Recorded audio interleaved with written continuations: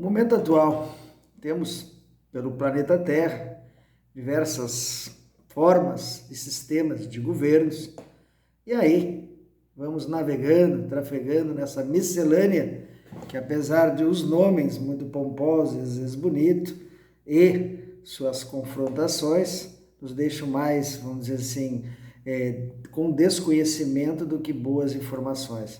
Então se propaga muito as narrativas, capitalismo, fala em comunismo, principalmente nesse socialismo, e na realidade ficamos engessados nesses padrões e daí não saímos.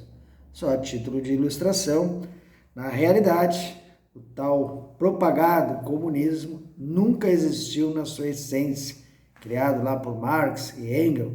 Isso, embora se passe para a humanidade, nunca se firmou e nunca se firmará apenas porque alguém ou algumas pessoas em determinado momento da história assim pensaram. Aí estamos arrastados nessa onda de medo.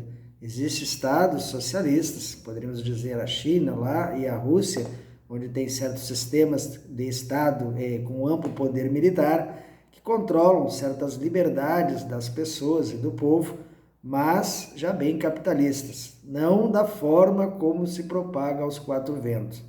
Mas então, se a gente fosse estudar um pouco mais, com certeza teria melhores informações. É da natureza do ser humano buscar bens, conquistas, trabalhar. Então, esse é só uma utopia, creio eu. Mas, como se divulga aos quatro ventos, muitos aceitam e compram essas narrativas.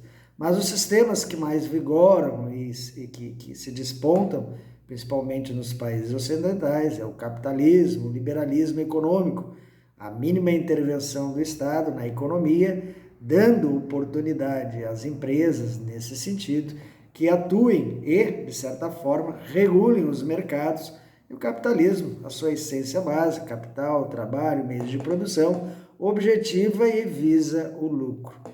Isso dinamismo, buscas, conquistas, ciência, sempre então há um movimento. Mas sabemos que a população mundial gira em torno de 7 bilhões e meio de pessoas, sendo que desse percentual, a grande maioria da população padece de padrões básicos de sobrevivência, principalmente em países subdesenvolvidos e em desenvolvimento. Com raras exceção, alguns países possuem, dentro da sua estrutura social, um melhor padrão de vida. Muitas vezes, se formos olharmos na história, essas conquistas foram muito no decorrer dos séculos, de expoliações, de embargos e de imposição. Temos hoje o Império Americano, que tem bases militares em todos os cantos do mundo, ditas economias, interfere em todos os sistemas e regimes políticos e se mantém como uma nação poderosa. Até quando, não sei. Todos os impérios, de certa forma, em algum momento vão ruir. Mas enquanto não ocorre, estamos aí, vamos dizer assim, sob o domínio parcial, aí, quase que mundial, do tio Sam.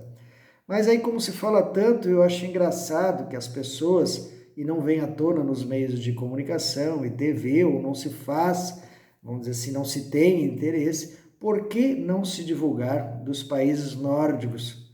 Ali nos países nórdicos, onde tem uma democracia, onde existem estados de bem-estar social, onde a grande maioria da população tem suas assistências básicas de educação, alimentação, moradia, enfim, condições excelentes se comparada com outros países.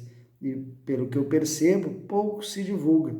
Lá, um filho de um empresário, vamos dizer, uma pessoa da elite, estuda na mesma escola de um operário, um motorista. Então, como se chegou, como a sociedade entendeu que todos participando, todos ganham e todos lucram. Por que não importarmos um pouco desses modelos e irmos gradativamente assimilando nos nossos costumes, nas nossas culturas? Por que esta rejeição? Por que mantermos os status quo? Então, lá, por exemplo, só a título de ilustração, a gente fala muito que o Brasil é um país que tributa muito em todos os sentidos, mas lá se você perceber, há uma tributação grande, principalmente a parte da elite. Lá, as grandes fortunas, qualquer negociação, é tributada 2 a 3 vezes mais do que aqui no Brasil.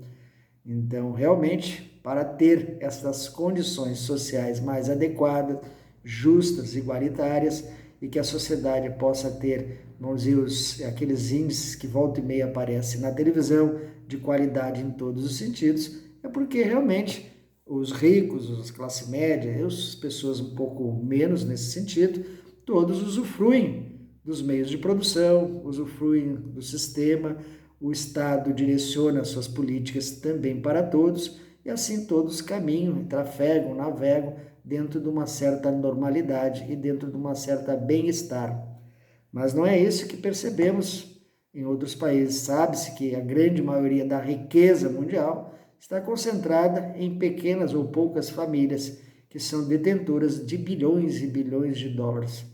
Sob esses sistemas, seja utilizando a palavra capitalista, liberalismo, ainda há uma grande concentração e grandes misérias se perpetuam. Aqui no Brasil, a grande dificuldade é a mudança de cultura, sim, entendo. Há pessoas que vêm já desde a época do descobrimento, com a cultura do Gerson, levar vantagem em tudo, não abrem mão daquilo que possuem em detrimento da população e da sociedade.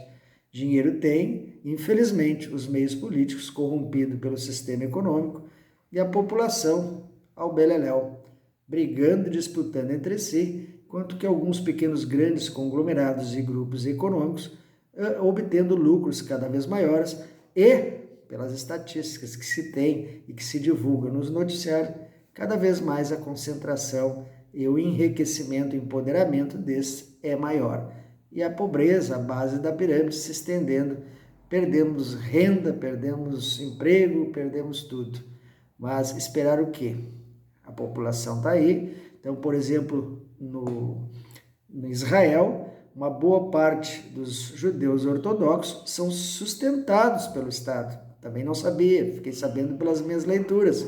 O Estado paga para que essas pessoas fiquem lá lendo o Talmud, o Torá, e já nesses países que eu elenquei, desenvolvida uma série de estruturas que garante, sim, a estas pessoas um bem-estar, mesmo se estiverem desempregadas.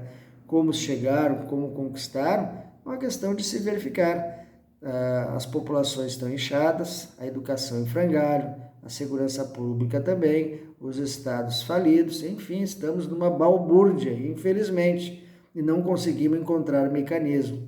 Mas naquilo que é de essencial e pontual, que é onde está concentrada realmente a riqueza do nosso país, não encontramos mecanismos ou mudamos os sistemas para que haja uma melhor distribuição ou, como se diz, uma participação destas pessoas também na fatia e na divisão daquilo que se deve fazer.